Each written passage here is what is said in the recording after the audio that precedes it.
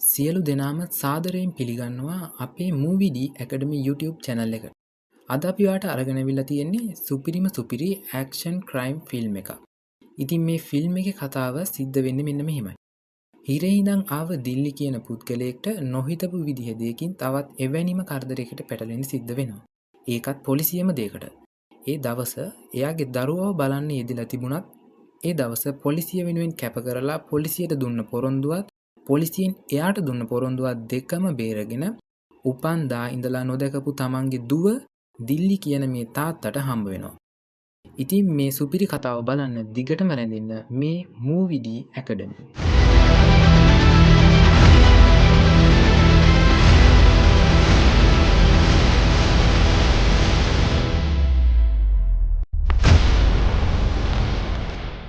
මේ කතාවේ මුලින්ම පෙන්වන්නේ පුංචි ගෑනු ළමයෙක්. එයාගේ නම අමුදා.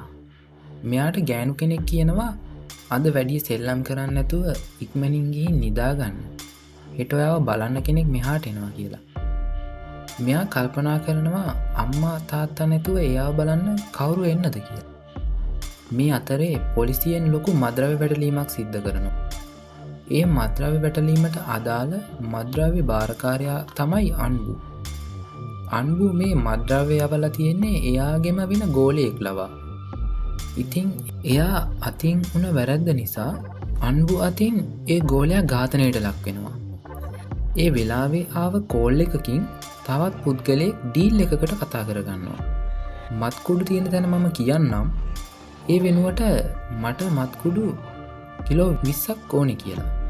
අන්බු මේකට කැමති වෙනවා.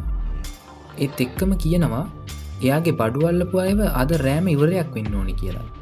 ඉතින් මේ අම්බු එක්ක ඩීල් එකකට ආවෙත් නාකොටික් සෝනල් ඩිරෙක්ටර් කෙනෙක්මයි. ඉතින් මෙයා ඒ හැමදේ ගැනම තොරතුරු දන්න කෙනෙක්. මේ කෙනා මේ වැටලීමට සම්බන්ධ පොලිස් නිලධාරීන් 5 දෙනෙකුගේ නම් අන්බුට බාර දෙනවා. ඒත් එක්කම කියනවා අන්බු ගාවත් එයා ළඟම ඔත්තුකාරයෙක් ඉන්නවා එයාවත් මරන්න කියලා. පස්සේ අන්බු ගිහින් Taman ළඟම ඉන්න යාළුවාට කියනවා අපි අතරෙත් පොලිසියෙන් කෙනෙක් ඉන්නවා තොරතුරු පිට වෙන්න කලින් අද රෑ වෙද්දි මුළු නගරෙම ඉන්න මැරයන් ගෙන්නන්න කියලා. හැබැයි අන්බු දන්නේ නෑ ඒ ඔත්තුකාරයා එයාගේ ළඟම ඉන්න යාළුවා කියන එක. මේ අතරේ වැටලීමට අදාළ පොලිස් නිලධාරීන්ගේ පොලිස් මුරපොලට ඒ දවසේ මත්පැන් පාවිච්චි කරලා අහුවුණු විද්‍යාල ශිෂ්‍යයෝ ටිකකුත් ඇවිල්ලා ඉන්නවා. තව අලුතෙන් ස්ථාන මාරුවකට ලක්වුණු කොස්තාපල් කෙනෙකුත් මෙහාට එනවා. එයාගේ නම තමයි නැපෝලියන්. අර පොලිසියට අරන් ආව විද්‍යාල ශිෂ්‍යයෝ දෙන්නව එතනින් නිදහස් කරගන්න තවත් විද්‍යාල ශිෂ්‍යයෝ දෙන්නෙක් මේ ස්ටේෂන් එකටම එනවා. ඒ අයට කියනවා ඉන්ස්පෙක්ටර් එනකන් ඉඳගෙන ඉන්න කියලා. තවත් පැත්තකින් පොලිසියායම පොඩි සංග්‍රහයකට සූදානම් වෙලා තියෙනවා. මේකත් ඩීල් එකට සම්බන්ධ අයගෙම උපක්‍රමයක්. එයාලට දෙන කෑමවලට සිහි නැති වෙන දෙයක් කලවම් කරලා මේ පොලිසියායව සිහි නැති කරලා නම් දුන්න පොලිස් නිලධාරීන් 5 දෙනාව හොයාගෙන මරන්න. ඉතින් මේ තැනට සැකේ නිසා ගෙන ආපු පුද්ගලයෙකුත් ආව පොලිස් ජිප් එකක් ඇතුලේ ඉන්නවා. සංග්‍රහයට සම්බන්ධ වුණු පොලිස් නිලධාරීන්ගෙන් එක් නිලධාරියෙක් හැර අනික් අය මත්පැන් භාවිතයට ගන්නවා. මත්පැන් වලට කලවම් කරපු සිහි නැති වෙන ද්‍රව්‍ය නිසා ටික වෙලාවකින් මේ හැමදෙනාම තැන තැන වැටෙන්න ගන්නවා. මත්පැන් පාවිච්චි නොකරපු පොලිස් නිලධාරියා මේක දැකලා කලබල වෙලා මෙයාලව මෙතනින් රෝහලකට ගෙනියන්න ක්‍රමයක් හොයනවා. එතන තිබුණු ලොරියක දාගෙන රෝහලකට ගෙනියන්න තීරණය කළත් මෙයාට ඩ්‍රයිව් කරන්න බෑ. හේතුව එයාගේ අත කැඩිලා. ඉතින් ලොරිය පදවන්න කෙනෙක් හොයනවා. එකම කෙනෙක්වත් ලොරිය පදවන්න පුළුවන්කමක් නැහැ. අන්තිමට මතක් වෙනවා පොලිස් ජිප් එකේ ඉන්න සැකකාර පුද්ගලයාගෙන් අහන්න. මෙයා තමයි දිල්ලි. පොලිස් නිලධාරියා කීප වතාවක්ම මෙයාගෙන් ප්‍රශ්න කරත් කතා නොකරම ඉන්නවා. පස්සේ නිලධාරියා දිල්ලිට කියනවා මේ වැඩෙන් පස්සේ එයාගේ දුවව එයාට මුණ ගස්වන්නම් කියන දේ. දිල්ලි ඒ දෙයට කැමති වෙලා නිලධාරියාගේ වැඩේ බාර ගන්නවා. එතන ඉඳපු තවත් කට්ටියක් එක්ක පොලිස් නිලධාරීන් ටික මේ ලොරියට දාගන්නවා. එතන ඉඳන් රෝහලට යන්න ළඟම පාරක් දන්න කෙනෙක් ඉන්නවද අහනවා. ඒකට කෙනෙක් ඉදිරිපත් වෙනවා. ඉන් පස්සේ මෙයාලා රෝහලට යන්න පිටත් වෙනවා. මේ අතරේ පොලිස් ස්ටේෂන් එකේ ඉන්න පොලිස් නිලධාරීන් ටිකක් බය වෙලා එයාලා කාටත් හොරෙන්ම ස්ටේෂන් එකෙන් යන්න යනවා. පොලිසිය ඉතිරි වෙන්නේ විද්‍යාල ශිෂ්‍යයෝ ටිකයි. එයාලා නිදහස් කරගන්න ආව විද්‍යාල ශිෂ්‍යයන් දෙන්නයි. නැපෝලියන් කොස්තාපල් ඒ වගේම මත්කුඩු වැටලීමට අහුවුණු කට්ටිය විතරයි. රෝහලට යන්න පිටත් වුණු ලොරියේ ඉන්න නිලධාරීන් අතරේ නාකොටික් ඩිරෙක්ටර්ට උදව් කරන නිලධාරියකුත් ඉන්නවා. එයාලව ලොරියට දාගෙන අරන් යනවා කියලා ඩිරෙක්ටර්ට කෝල් කරලා කියනවා. රෝහලට යන අතරතුරේ බිෂොප් කියන පොලිස් නිලධාරියා ස්ටේෂන් එකට කෝල් එකක් ගන්නවා. කෝල් එක ආන්සර් කරන්නේ නැපෝලියන්. එයාට කියනවා හැම දොරක්ම වහගෙන ඉන්න ඉක්මනින්ම අපි ඔතනට එන්නම් කියලා. ලොරියේ ඉන්න ඩිරෙක්ටර්ට උදව් කරන පොලිස් නිලධාරියා ටිප්ස් කියලා මැරයෙක්ට එයාලා යන පාර කියනවා. ටිප්ස් තව මැර කණ්ඩායම් එක්ක ලොරිය වට කරලා අල්ලගන්න කට්ටියව පිටත් කරනවා. ලොරිය ටිකක් කැලෑබද පාරකින් යන්න ගන්නවා. මේ අතරේ දිල්ලිගේ ෆෝන් එකට කෝල් එකක් එනවා. ඒකත් නාදුනන නම්බර එකකින්. කෝල් එකකින් කතා කරන්නේ අමුදා. එයා ඉන්න ළමා නිවාසේ මුරකාරයාගේ ෆෝන් එකෙන් කෝල් කරලා දිල්ලිගෙන් අහනවා "ඊට ඔයා නේද මාව බලන්න ඉන්නේ" කියලා. ඒ වෙලාවෙම ලොරියට මැර ප්‍රහාරයක් සිද්ධ වෙනවා. ඒකත් එක්ක දිල්ලිගේ අතේ තිබ්බ ෆෝන් එක ලොරිය ඇතුළට වැටෙනවා.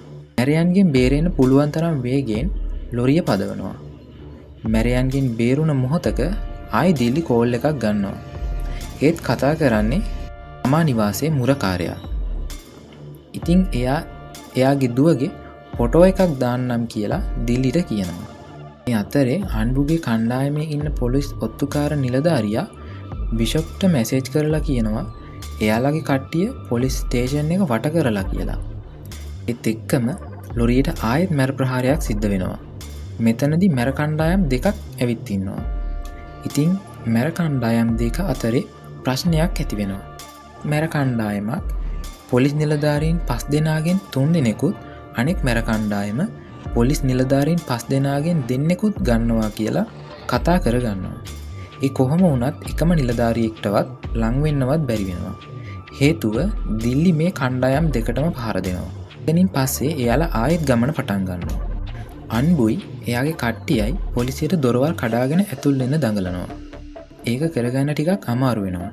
හේතුව ඇතුලේ ඉන්න විද්‍යාල ශිෂ්‍යයෝ ටිකයි නැපෝලියන් පොලිස් නිලධාරියයි කට්ටියත් එක්ක එකතු වෙලා එන්න තියෙන හැම දොරක්ම ජනේලයක්ම එක එක බඩු තියලා අවහිර කරලා වහලා දාලා තියෙනවා. මේ අතරේ දිල්ලිට මුරකාරයා එවපු එයාගේ දුවගේ ෆොටෝ එක දකින්න හම්බෙනවා. එයාලා ආයෙත් ගමන පටන් ගන්නවා. මැර කණ්ඩායමත් ආයෙත් පහර දෙන්න සූදානමින් කන්දක් මුදුනට වෙලා ඉන්නවා. ඒත් එතනදී පොඩි උපායක් පාවිච්චි කරලා ඒගොල්ලෝ කොහොම හරි කන්දෙන් පල්ලෙහාට යනවා. ඒ කොහොම වුණත් පහළදී පිරිසකට කොටු වෙලා එතනිනුත් බේරිලා ආයෙත් ගමන යනවා. ඒත් එතනදී වුණ පහර දීමකින් බිෂොප්ට තුවාල වෙලා සිහි නැති වෙනවා. මේ අතරතුරේ අන්බුගේ කට්ටිය පොලිසියේ වහලෙන් ඇතුළට එන්න උත්සාහ කරනවා.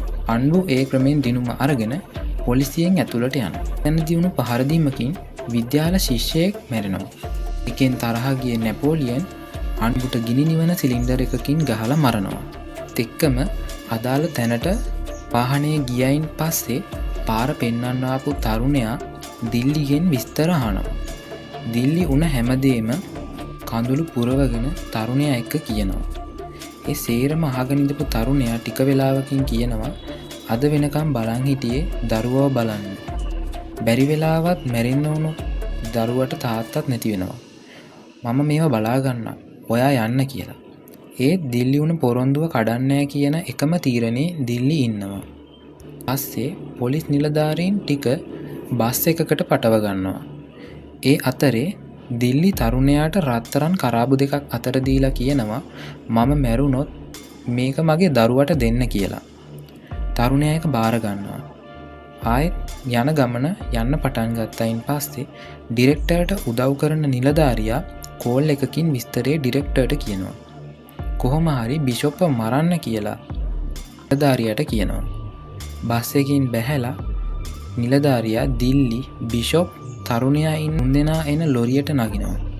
ටික දුරක් යද්දි ටිප්ස් එයාගේ මැරයොත් එක්ක පාර වහගෙන ඉන්නවා.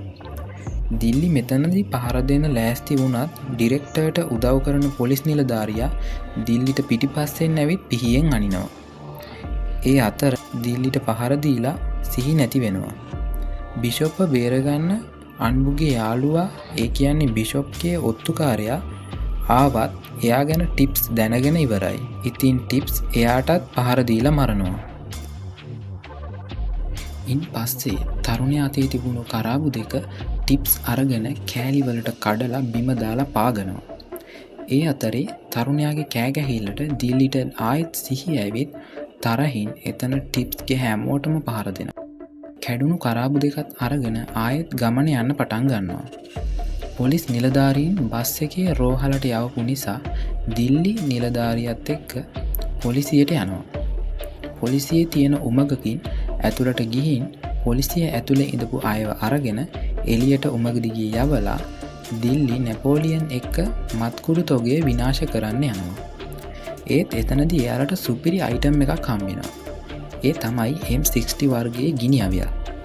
ඒ ගිනි අවියත් අරගෙන දෙන්නා එක්ක ගිහින් පොලිසියට රිංගන්න හදන මැර කල්ලියට එක දිගට වෙඩි තියලා විනාශ කරලා දානවා. ඉන් පස්සේ පෙන්වන්නේ ගිලන් රථයක ඉන්න දිල්ලිට බිෂොප් කතා කරලා දෙයක් පෙන්වන්න තියෙනවා කියලා කියනවා. ඒ වෙලාවේ නොහිතපු විදිහට දෙයක් වෙනවා. දිල්ලිගේ දුව අවුරුදු 10කට පස්සේ දිල්ලිට මුණ ගැහෙනවා. ඒත් එක්ක කරපු දේවල් වෙනුවෙන් දිල්ලි බිෂොප් නිලධාරී එයා ගාව තිබුණු කැඩුණු කරාබු දෙක දෙනවා. ඔන්න ඔහොමයි අවුරුදු ගාණක් නොදකපු දුවව දිල්ලිට ලැබෙන්නේ. ඉතින් කතාව හොඳ නම් subscribe කරලා bell button එකත් press කරලා තියාගන්න. තවත් මේ වගේ වීඩියෝ එක සම්බන්ධ වෙන්න. එහෙනම් නැවතත් හමු වෙමු මේ Movie D Academy.